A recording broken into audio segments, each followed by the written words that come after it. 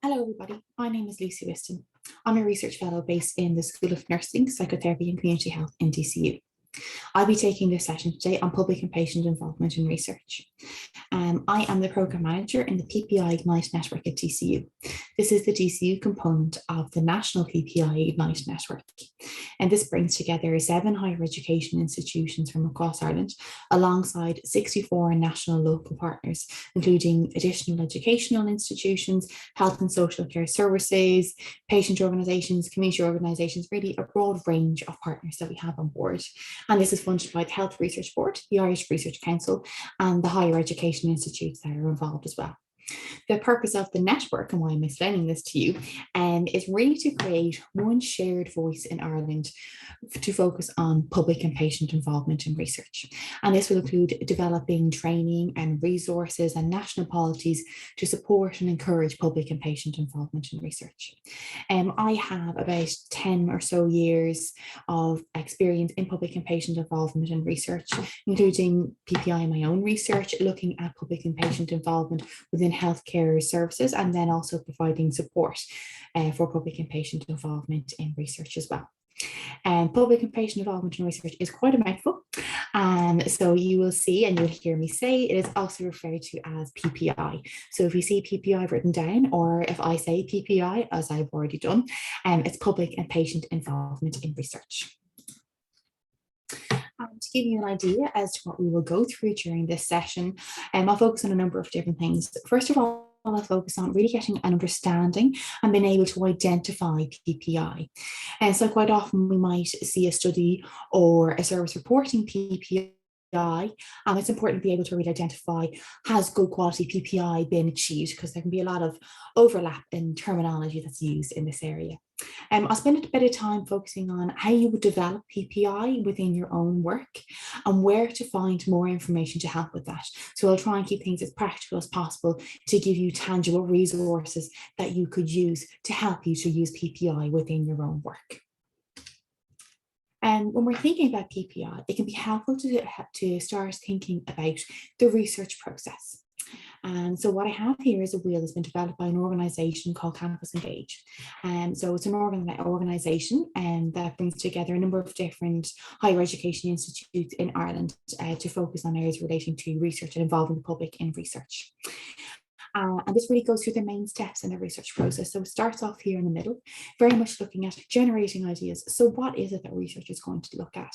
Then you move further out towards the wheel, you move further on the research process.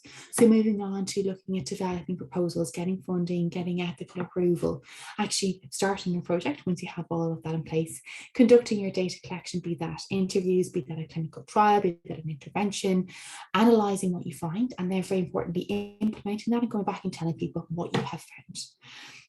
These are the key steps in the research process. And why I'm focusing on this is because when we think about who's typically involved in that process, or who has been typically involved in that process, that's important in terms of PPI. So depending on the area that your research is focusing or the purpose of your research, who's involved can differ. But typically in the area of health and social care research, it will be researchers, it will be academics, it could be people from within healthcare services, it could be people from within the HSE, it could be policy leaders, commissions, and sometimes at certain points or the whole way throughout, very rarely, you'll get patients, members of the public. So they might, patients and members of the public might not be involved at all, or they might be involved at certain stages in the research process at the moment. So what is the PPI? So PPI is where those who are impacted by our research are very actively and meaningfully involved in any research decisions that we make. And so it's defined as research being carried out with or by it's defined as research being carried out with or by members of the public rather than to, about, or for them. So when we think about that in terms of this research wheel, it really means that the whole way through the process, right from deciding what we're going to research through to telling people about what we have found, that those who are impacted by our research, the patients and the public, are very actively and meaningfully involved in any research decisions we make the whole way through it. So there's 2 key things to think about within that.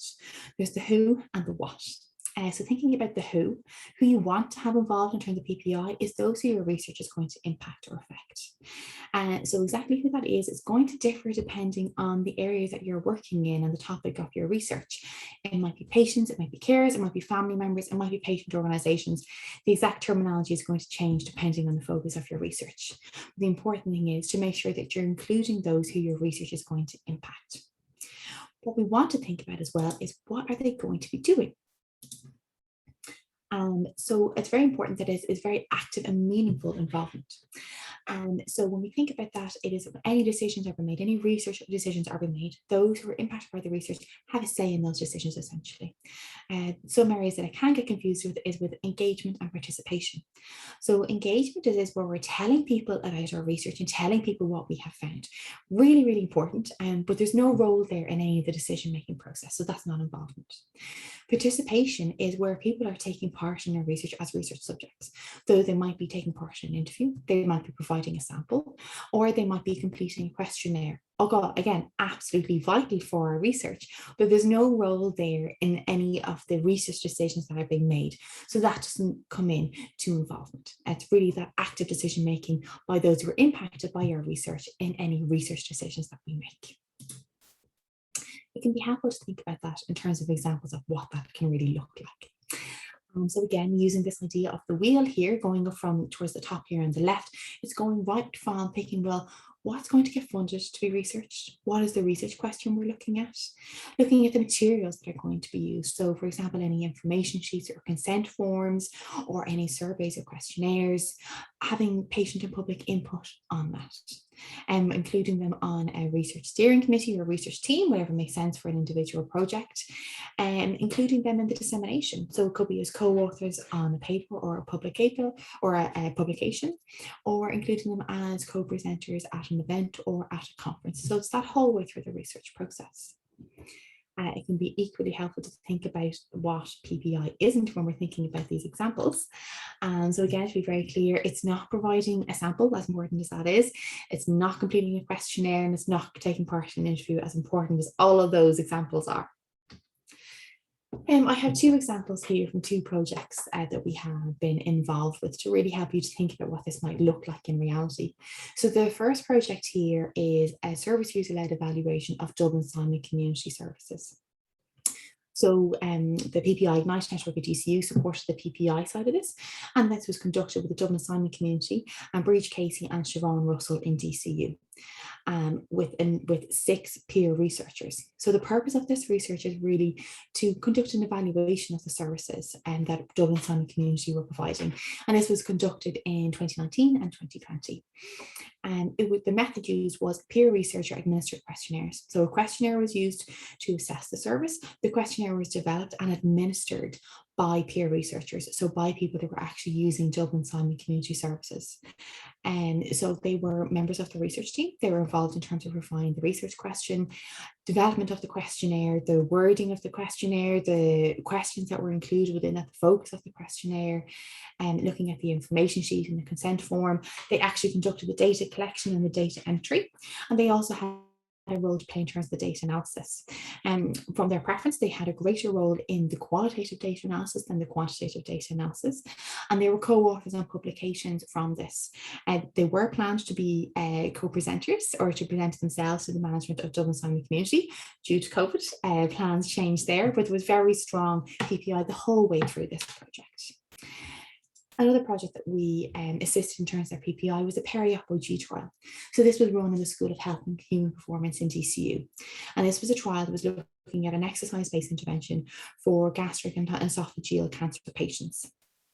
And again, PPI was quite strong in this project in a different methodology. They had a number of PPI contributors. They were members of a PPI steering committee.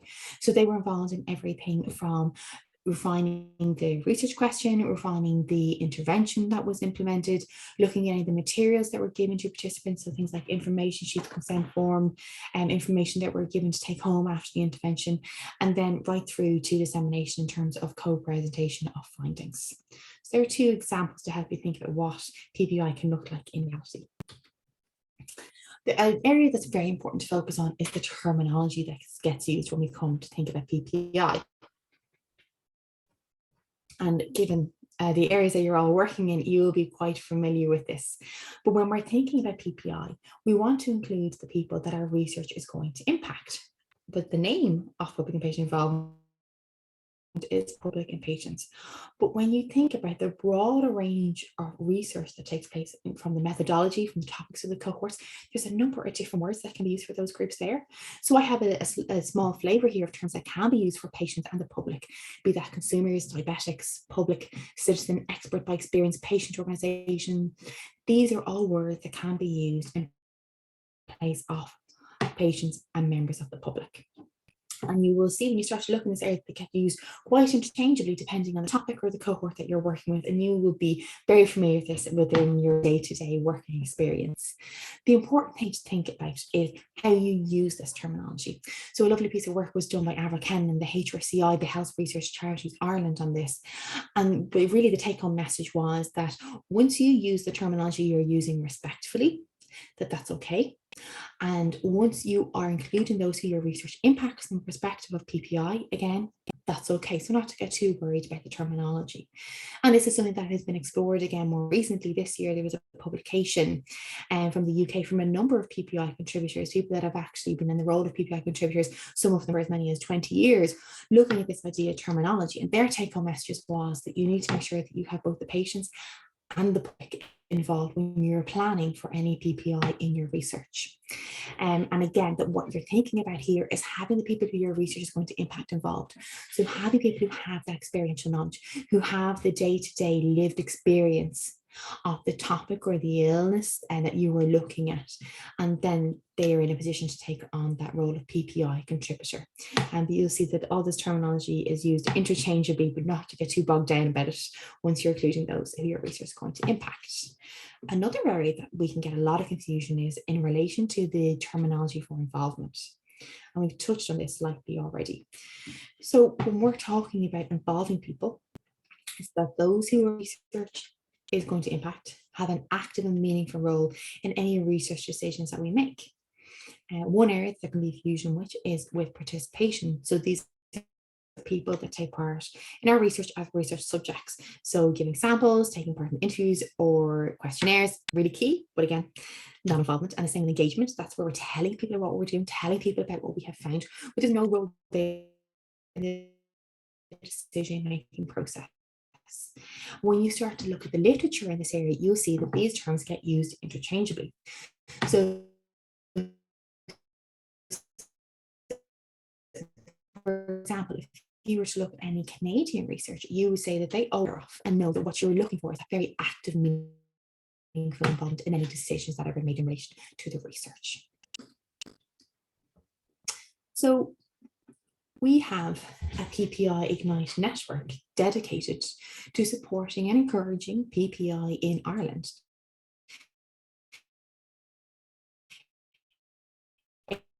It's supported by a number of the key funds and has been organised for you. All of these things would indicate that this is something that is important and worth dedicating time and thinking about. There's a number of key reasons why. And first of all, the moral and ethical arguments behind this. So if you think about your research and you think about who that's going to affect, well, if research is going to affect somebody or group of people, they probably have a right to have a say in what research is going to be done and how that's going to be done. And the same kind of thinking then, if you're thinking about how a lot of research is funded, particularly in Ireland, it is taxpayers' funding, it's taxpayers' money. So if people are going to be paying for research to be conducted, they should probably have a say in terms of what is going to be researched and how that's going to be done. Putting on a bit more of a researcher hat, we see that public and patient involvement in research leads to more credible, higher quality research. And so, for example, research can be more appropriate and more relevant. And you'll know this yourselves, from dealing with patients day to day, they really know what the burning issues are. And the same comes to research. They know what's going to be most relevant and most appropriate. So that leads to huge benefits for the research that is conducted. It can help in terms of how that research is actually conducted. So there can be improvements in terms of recruitment. So for example, PPI contributors can let you know if you were going to think about recruiting to a waiting room, they can let you know if that's going to work, or no, you're really going to need to get people separately, or a poster's not going to be work. They can give you that real lived experience of what's going to work, leading to better recruitment rates.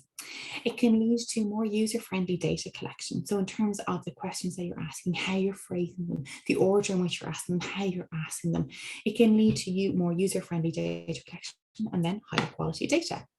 And then that carries right on throughout the research process. So it can lead to enhanced implementation and dissemination of findings as well. We see that this is something that is really supported by researchers and research and funding bodies. And so I've given a small example of some of the institutions that have come out very supportive of this, nationally and internationally. So the likes of Cochrane Collaboration and the European Commission really lead in this area. So the Cochrane Colloquium have run a number of events that have been patients included. So patients have been involved very meaningfully the whole way along through picking the topic of events, being involved as speakers and organisers, and evaluating the events that have taken place, really highlighting the importance that has been placed on PPI. We see here within Ireland, the Health Research Board and the Irish Research Council are very supportive of PPI. If you were submitting a grant application now, you would expect to be asked, how are you going to include patients in the public in your research? And if not, to discuss and show that you had given time to thinking about why you wouldn't be including, or why it's not relevant to include patients in the public in your research. And also the public are also included now in reviewing grant applications are submitted for funding. For an example from a publisher, we can see from the British Medical Journal that they also include public reviewers and have members of the public on their editorial panel. From another perspective, we can see when we look at health and social care policies nationally and internationally, again, this is an area that there's a lot of support for. We can see that for numerous years now through HSE national service plans, most recently in the National Framework for Governance, Management and Support of Research, and more international in the UK with the NICE guidelines. So there's a number of reasons why PPI can be important to think about when you're planning any research that you're going to conduct.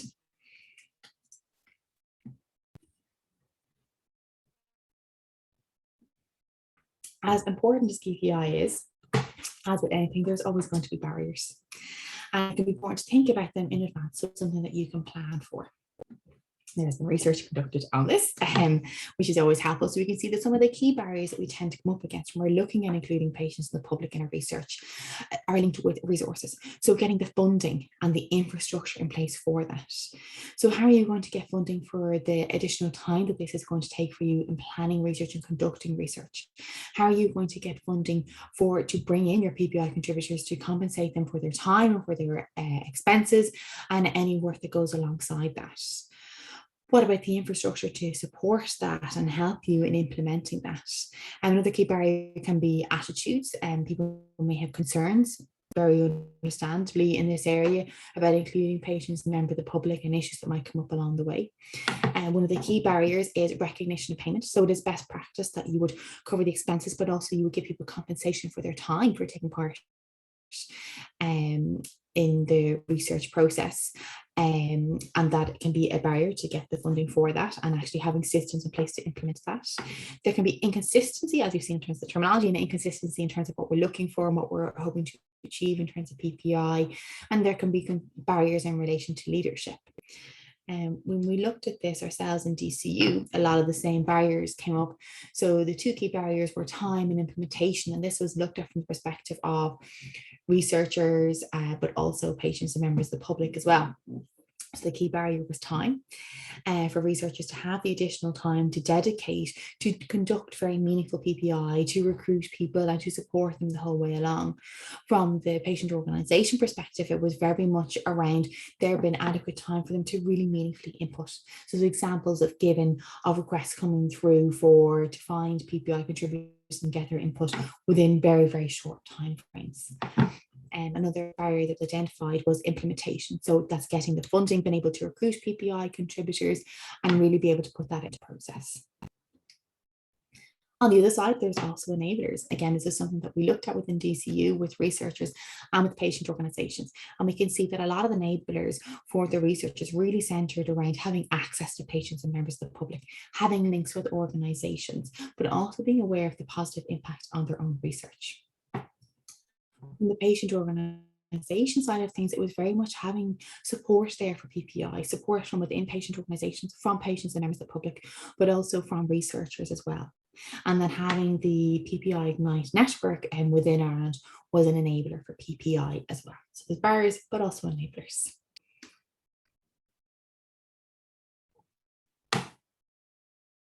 So if you were going to think about including PPI in your research, so if you were going to include those who are going to be impacted by your research in a very meaningful way, a very active way in any research decisions that you're making, what do you need to think about? What do you need to take into consideration?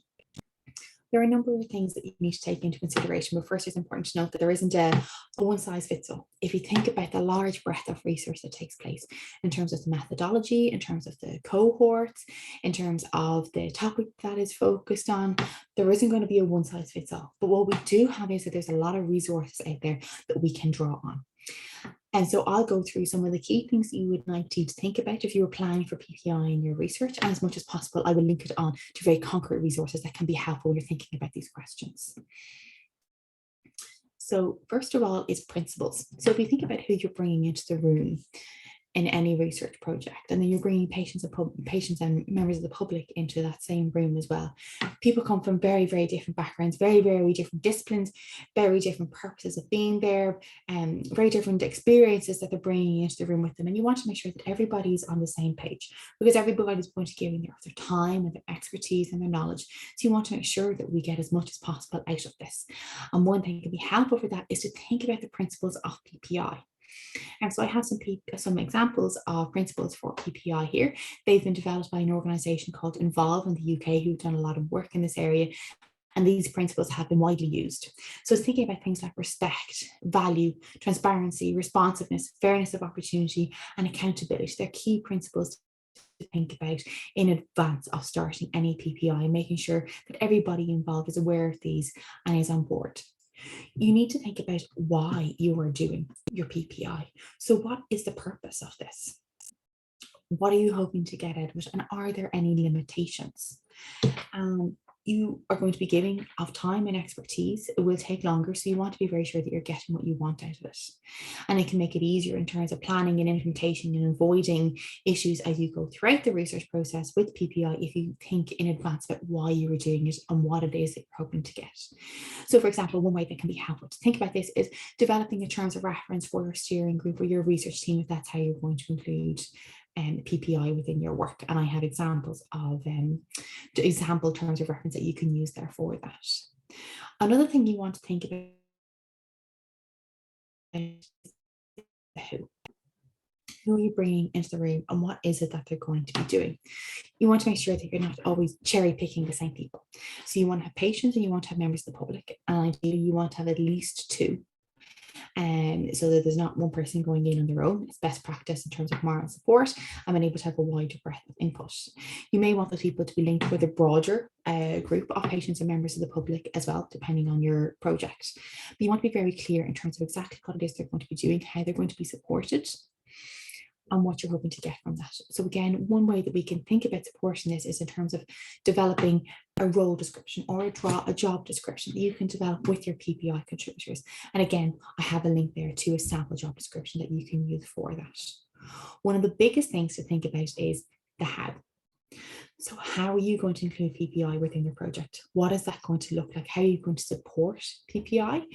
And if you were going to be doing an element of that online, what is that going to look like? And what kind of support are you going to need for that?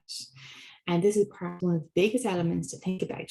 So it can be helpful to go back to this the wheel of the research process. So you can sit down and think about, okay, at each stage in the research process, how am I going to conduct PPI? What is it going to look like? And what supports am I going to give alongside that? And when you're thinking about that, it's important to think about at what stage you're including PPI from. The earlier you can involve PPI contributors, the greater the impact that they can have. So if you think about it, if you aren't in a position to involve your PPI contributors until after you've got your funding and your budget is set, well, then the impact that your PPI contributors can potentially have is decreased. So you want to include your PPI contributors as early in that research process as you possibly can. You want to make sure that it's meaningful involvement. You don't want to be having people involved at every single stage in the research process if there's not something very meaningful that they can do, if they can't actively contribute. So for example, when it comes to the data analysis, if it is lab-based or if it is very high-level quantitative data analysis that is just not possible, or your PPI contributors don't have a preference to be involved, that's okay. You sit down, you think about that in advance, and then you can report that and you can defend that when it comes to your findings. Is to sit down and think about all of this in advance. You want to think about the support that you're going to be providing people. So when you have PPI contributors coming in, they may need some additional support in terms of having an identified contact they would suggest that they would like to give additional feedback on if there's any changes that need to be made. And you want to think about what training they would need. So again, it'd be good practice that you would provide training for your entire research team so that everybody's on the same page in terms of what PPI is, what you're hoping to get out of it, what that's going to look like, what the outcome is going to be. And you want to think about things in terms of accessible language for your PPI contributors. It might be helpful to give them more information in terms of an introduction to the project that you're working on, any relevant research methods, the language that might be used, and the governance procedures that might be in place. So you want to think about the support that you're going to provide in that way in terms of training. You also want to think about the support that you're going to need to provide in terms of budget. So as I have touched base on, it is best practice that we will cover people's expenses, but also provide compensation for people still around the room when any of these research decisions are being made or these discussions are taking place. Most of the people, if not everybody else around that table, is been paid, whether they've been paid there to be there as a clinician or a policy leader or a researcher. So it is only fair, if we value the expertise and the knowledge that our PPI contributors are bringing to the table, they are also compensated for their time. So it's important to think about your PPI budget early on in the project when you're planning to make sure that you have that there, and that you're thinking about budget in terms of that expenses and the compensation, but also that you're thinking about that in terms of the running of your PPI project. So if it is something that's going to be happening face to face, do you need to pay for renting a room? Do you need to pay people coming in to deliver training? Do you have money to pay for your PPI contributors to go to co-present at a conference? These are all things that it's helpful to think about in advance. I have links down the bottom here in the references that will guide you towards resources that we have available to help you to think about all these things and to give you a sense as to roughly how much you would need to be building into your budget when you're thinking about budgeting for PPI in your research project. One area to think about is working online. Obviously, over the last year and a half or so, the majority of this has all been done online. There has been positives from that as well, so potentially elements or part of that may be retained. So to think about, well, how is that going to work for your specific project? Campus Engage have developed a lovely document that is focused on running a workshop online that can really be applied to a broad range of PPI activities. So I have the link there that goes through setting up an event online, running an event online, and what it can be helpful to do afterwards as well. So to make sure you're thinking about that when you're planning out your PPI. The last key area that you want to think about is the impact. So if you were going to be giving all of this time and getting people's expertise and their knowledge, you want to think about, well, has that actually made a difference? There's no point in doing all this work if it doesn't actually make any difference. You want to be thinking about, well, how are we going to look at the impact that including PPI in this project has made? So you want to think about the outcomes you want to get and how you want to evaluate that. And again, I have some links there to some resources that can be helpful when you're thinking about how you're going to evaluate the PPI that you conducted and how you're going to report on that PPI as well. It's a very important component of your research to report.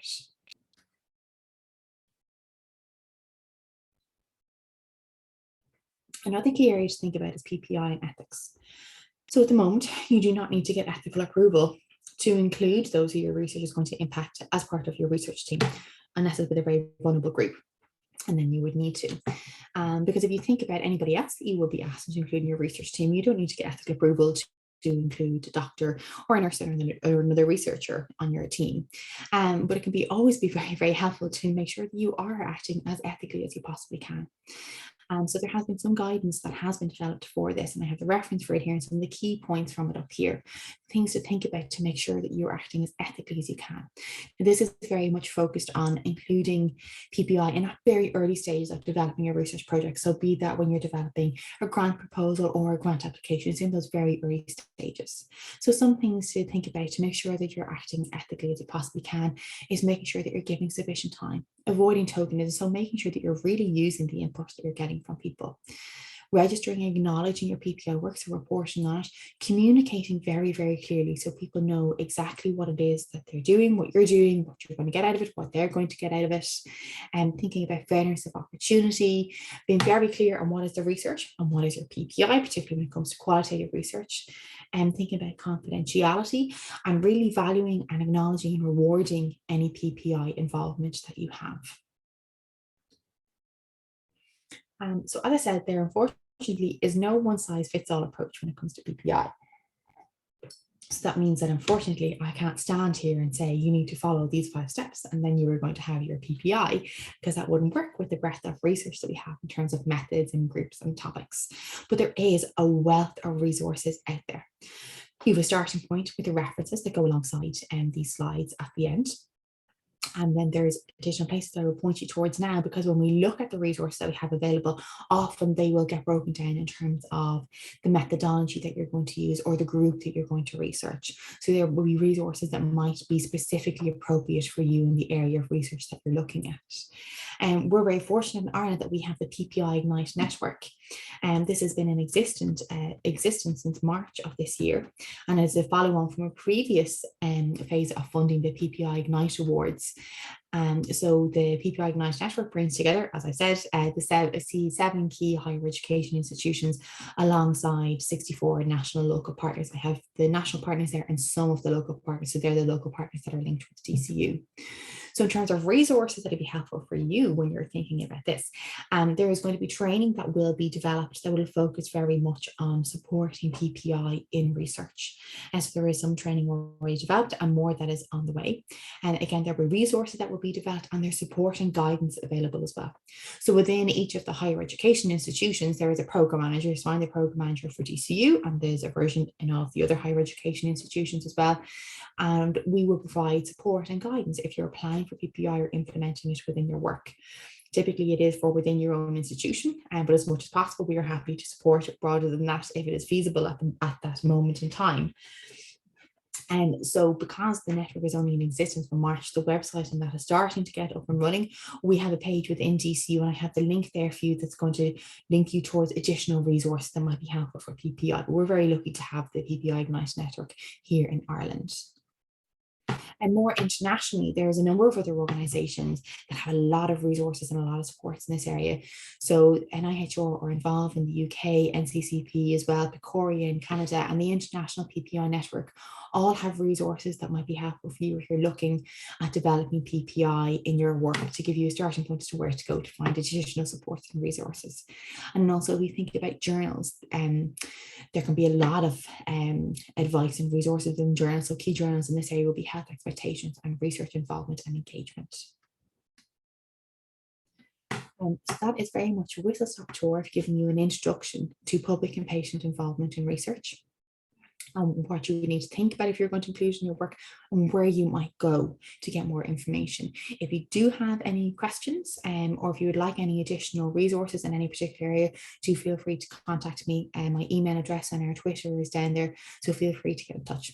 Thank you very much.